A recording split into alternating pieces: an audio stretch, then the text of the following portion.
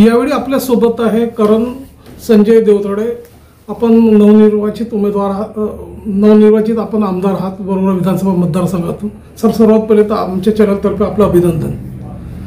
Sir आम्ही आपल्या तर्फे जाणून घेऊ की आता प्रचंड बहुमताने आपण जिंकून आलेले हा गड आपण जिंकलेला आहे। कशा प्रकारची आपली भावना आहे म्हणजे कार्यकर्त्यांची भावना आहे आपण जिंकलेले त्याबद्दल सांगा। नमस्कार।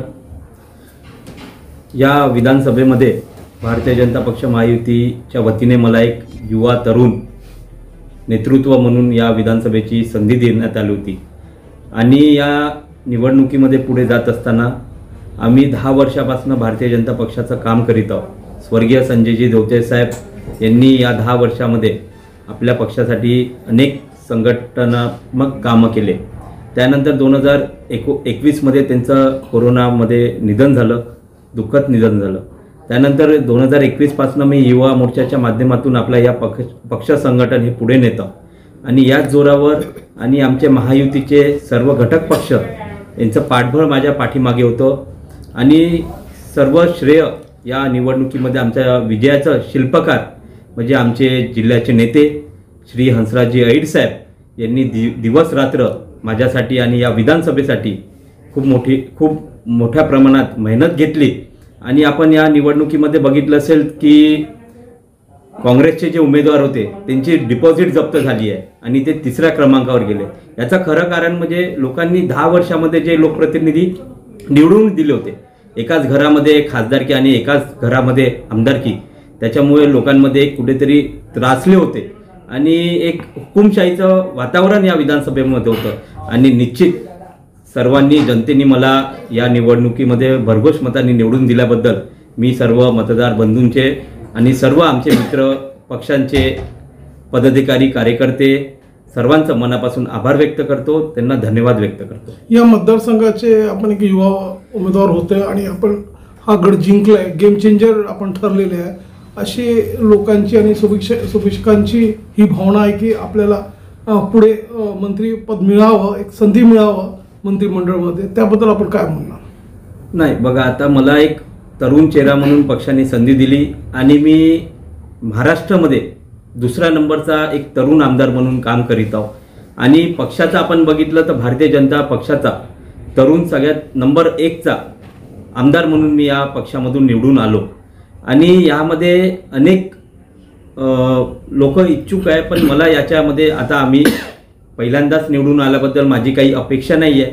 तो पक्षाचा निर्णय आहे, पक्ष ठरवतील आणि अनेक आमचे सुधीर भाऊ मुनगंटीवार जी असेल, आमचे बंटी भाऊ बांगडी आहे, किशोर भाऊ जोडगेवार आहे, असे अनेक दिग्गज आमचे नेते आहेत जिल्ह्यामध्ये आणि त्यांच्या नेतृत्वात मी काम करण्यासाठी इच्छुक आहे। जन आशीर्वाद आणि जनसमर्थन सदैव आपल्या पाठीशी राहिलेलं आहे। देवतडे साहेब होते तेव्हा पण भरघोस प्रतिसाद मिळत होतं जनतेतर्फे। आता 5 तारखेला शपथविधी समारोह आहे, म्हटलं कशा प्रकारचे आपलं नियोजन राहणार, किती आपले कार्यकर्ते आपल्या सोबत जाणार, काय कशा प्रकारे नियोजन राहणार? आता आजच आमची व्हिडिओ कॉन्फरन्सिंगद्वारा बैठक झाली। आमचे प्रदेश अध्यक्ष यांनी आम्हाला आदेश दिले आहे आणि 5 तारखेला होणारी शपथविधी ही आझाद मैदानावर आहे आणि त्यामध्ये प्रदेशातून आमच्या जिल्हा अध्यक्ष हरीशजी शर्मा त्यांच्याकडे याचं नियोजन येणार आहे आणि जे आपले पदाधिकारी असतील, कार्यकर्ते असतील, त्यांचे पासेस सर्वांना हे जिल्हाध्यक्ष यांच्याकडून भेटणार आहे आणि ही यादी प्रदेशामधून जिल्ह्यामध्ये येणार आहे। देवेंद्र फडणवीस यावेळी पुन्हा मुख्यमंत्री बनणार आहे, जवळपास पूर्ण निश्चितच झालेला आहे। आपली कशा प्रकारची शुभेच्छा राहणार त्यांना, त्याबद्दल सांगा। निश्चित आपण बघितलं या निवडणुकीमध्ये देवाभाऊ म्हणून महिलांचा एक मोठा प्रतिसाद या विधानसभेच्या निवडणुकीमध्ये आपण सर्वांनी बघितला आणि महिलांचं खूप मोठं योगदान श्रेय या महायुती सरकारला भेटलं। त्याचमुळे महायुती सरकारचे 200 पार आमदार सर्व निवडून आले। याच्यामध्ये सर्वात मोठा योगदान मानला गेला तर महिलांचा खूप मोठा सहभाग यामध्ये होता आणि निश्चितपणे आमच्या देवेंद्रजी फडणवीस साहेब यांनी जे 2014 ते 2019 मुख्यमंत्री म्हणून जे कार्य केलं, अनेक मोठे निर्णय त्यांनी त्यांच्या शासनामध्ये घेतले आणि आम्ही त्यांना पुढील वाटचालीसाठी खूप शुभेच्छा देतो आणि त्यांच्या नेतृत्वामध्ये आम्ही काम करू आणि आमच्या विधानसभेसाठी मोठ्या प्रमाणात कसा निधी खेचून आणता येईल यासाठी आम्ही निश्चित प्रयत्न करू. तर प्रेक्षकांना हे होते वरोरा भद्रावती विधानसभा मतदारसंघातून करण देवतळे साहेब आपण नवनिर्वाचित आमदार आहात. आणखीन आपण आपला वेळ दिला आणि पुढे विकासाचे विजन आपण इथे जनतेसाठी मांडलेले आहे आणि निश्चितच तुम्ही त्यावर वर्कआउट सुरूच असेल आपला आणि आपण आपला वेळ दिला त्याबद्दल सर आपला धन्यवाद. धन्यवाद. थँक्यू.